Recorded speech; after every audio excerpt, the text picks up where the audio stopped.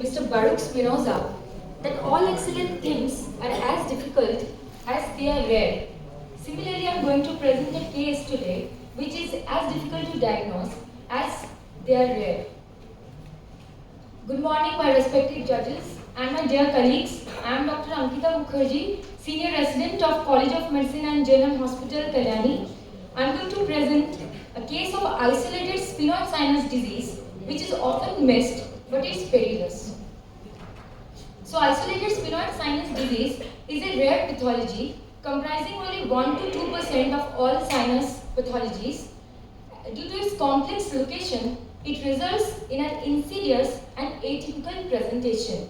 So by giving very non-specific symptoms, there is delay in diagnosis that leads to improper management. A 35-year-old lady presented with persistent left nasal obstruction, mucoid nasal discharge, and decreased perception of smell for 3 months.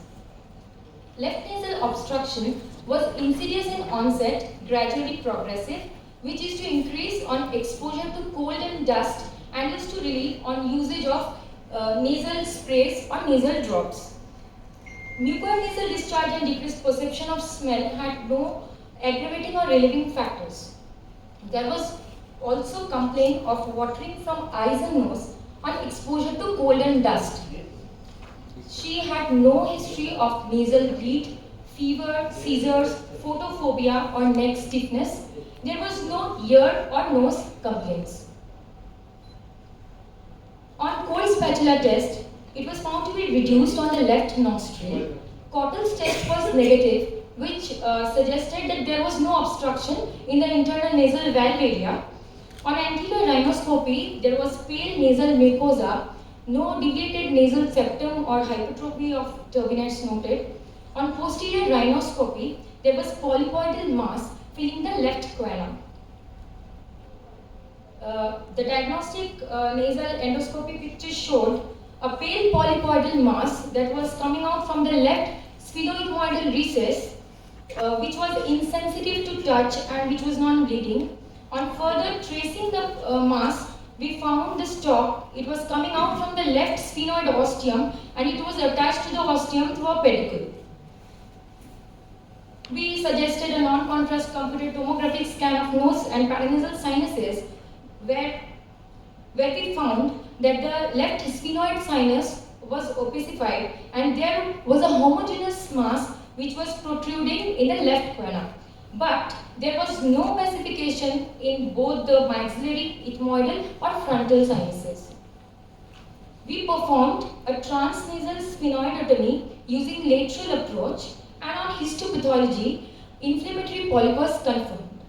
Post-operatively, we suggested nasal douching with alkaline nasal douche and she was on intranasal corticosteroids. For a follow-up of 3 months, she came to us and there was no evidence of recurrence of the disease, as we can see here.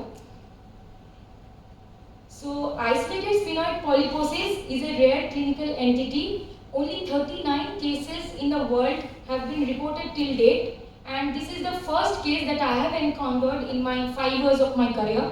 So, we should always keep in mind few differentials like fungal sinusitis, meningoencephalocele, but there will be history of watery nasal discharge, nasopharyngeal carcinoma or inverted papilloma in case of old people.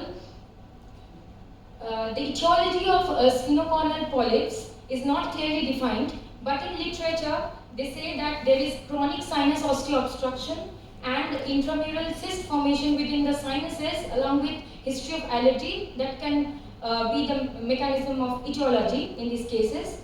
And they are often missed on anterior rhinoscopy, so thorough investigation is suggested.